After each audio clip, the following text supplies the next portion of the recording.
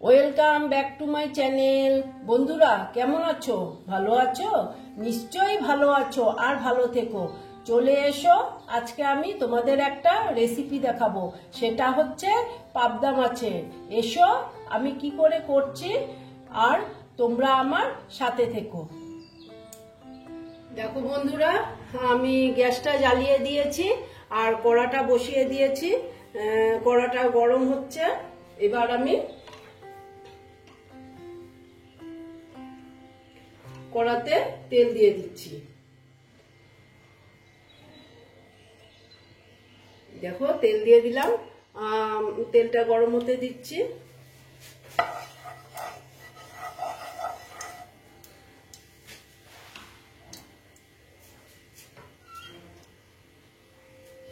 দেখো তেলটা প্রায় গরম হয়ে গেছে। এই তেলেতে আমি অল্প নুন দিয়ে দিলাম, তারপরে দিচ্ছি আমি হলুদ,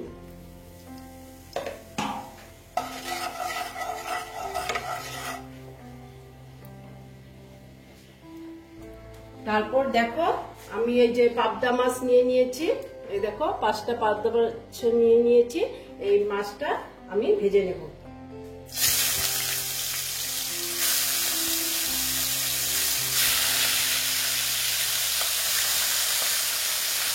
একসঙ্গে দিয়ে দিলাম, জানি না হবে কি ভাজা একসঙ্গে হয়ে যাবে।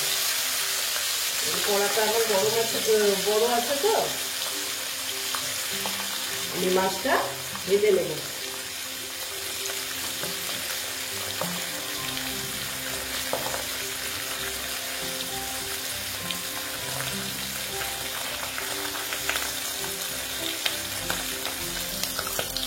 দেখো বন্ধুরা, মাছটা আমি এই যে ভেজে নিচ্ছি। বাবা মাছটা যা ফাটছে তো, মোটামুটি আমার ভাজা হয়ে এসছে।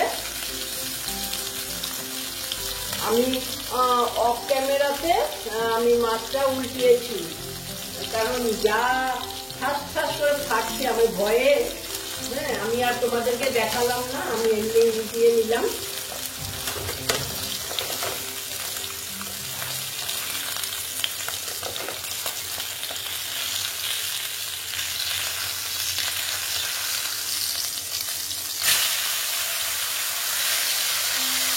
দেখো মোটামুটি আমার মাছটা ভাজা হয়ে গেছে। এবার আমি মাছটা তুলে নেব।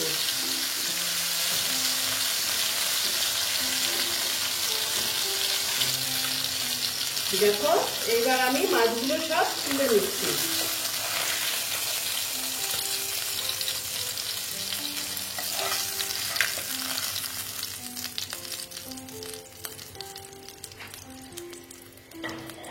তারপর আমি এখানে আরেকটু তেল দিয়ে দেবো, কারণ তেল এখানে অনেক আছে, সেই জন্য আমি কম করেই দেব।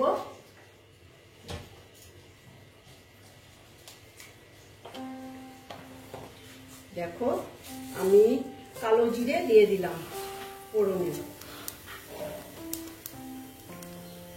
এবার আমি একটা মশলা তৈরি করে নিয়েছি। এটা হলো ধনেপাতা দিয়েছি এখানে, কাঁচা লঙ্কা আর রসুন, আদা, পেঁয়াজ, হ্যাঁ এই পেস্টটা আমি দিয়ে দিলাম।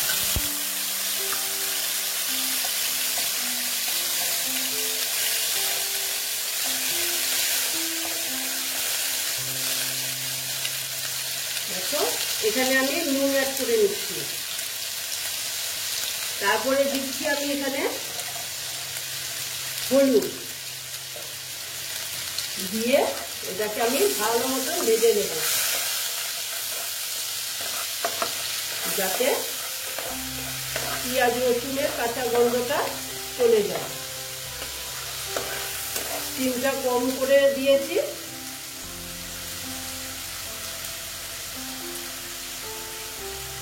দেখো এটা মোটামুটি ভাজা হয়ে এসছে। এখন আমি এখানে অ্যাড করছি অল্প জিরের গুঁড়ো,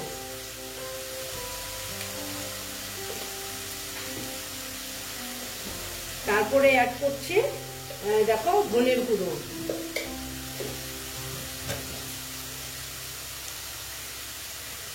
তারপরে দেব আমি লঙ্কার গুঁড়ো। লঙ্কার গুঁড়োটা আমি কম দেব, যেহেতু আমি কাঁচা লঙ্কা বেটেছি, কাঁচা লঙ্কা তাহলে বেশি ঝাল হয়ে যাবে, সেই জন্য লঙ্কার গুঁড়োটা আমি কম দিলাম।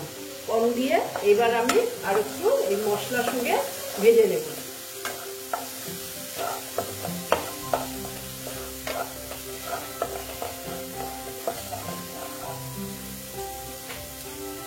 দেখো এখানে আমি এই যে টমেটো সস নিয়েছি, কারণ কি আমার না টমেটো নেই, শেষ হয়ে গেছে, সেই জন্য টমেটো সসটাই আমি ব্যবহার করলাম। তোমরা টমেটো ব্যবহার করতে পারো, আমি টমেটো নেই সেই জন্য আমি টমেটো সসটা ব্যবহার করলাম। দেখো এটা আমি ভালো মতন এটা ভেজে নিচ্ছি।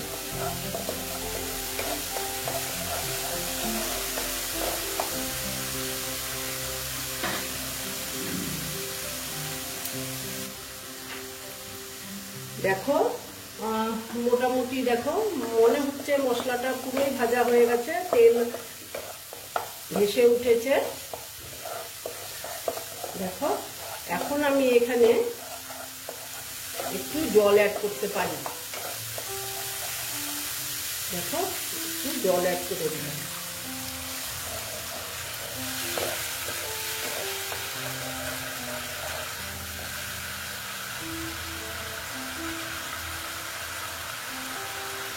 আর একটু দিয়ে দিচ্ছি, আমার মাছটা তো মানে সেদ্ধ হতে হবে, সেই জন্য আমি জল এতটুকু দিয়ে দিলাম, আর বেশি লাগবে না।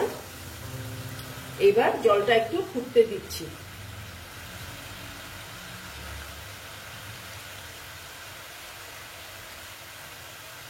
এবার জলটা ফুটে উঠেছে, এবার মাছগুলোকে আমি দিয়ে দেবো।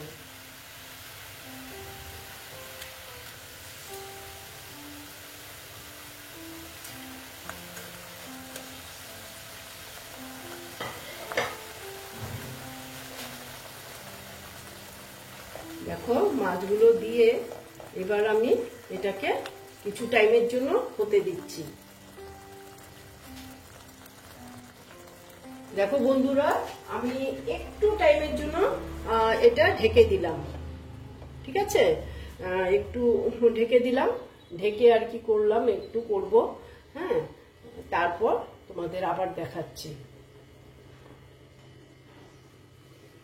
দেখো বন্ধুরা, আস্তে আস্তে হচ্ছে, দেখে নিচ্ছি একটু।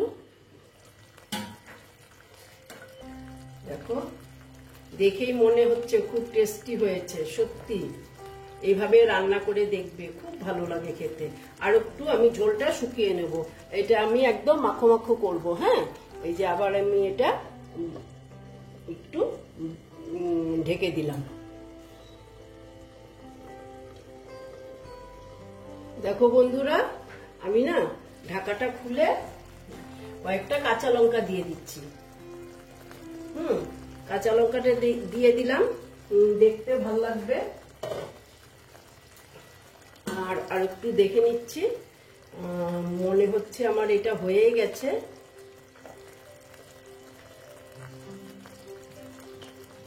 এইরকমই থাকবে, ঝোল ঝোল। হ্যাঁ, আর এর থেকে আমি আর বেশি শুকাবো না। মোটামুটি আমার এটা কমপ্লিট হয়ে গেছে।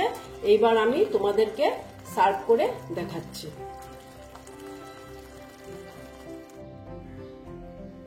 এই দেখো বন্ধুরা, আমার বিয়ে বাড়ির স্টাইলের পাবদা মাছের রেসিপিটা কমপ্লিট হয়ে গেল। তোমরা এই রকম রান্না করে খেয়ে দেখবে, আশা করছি খুব ভালো লাগবে। যদি ভালো লাগে তাহলে আমার ভিডিওকে লাইক করবে, আমার চ্যানেলকে সাবস্ক্রাইব করে তোমরা সামনের দিকে এগিয়ে নিয়ে যাবে। নেক্সট রেসিপি নিয়ে আবার তোমাদের কাছে আমি ফিরে আসব। বন্ধুরা, তোমরা কিন্তু একবার এইভাবে রান্না করে দেখবে, তারপর আমাকে কমেন্ট করে জানাবে কি রকম হলো খেতে। ভালো থেকো, সাবধানে থেকো। ওকে বন্ধুরা।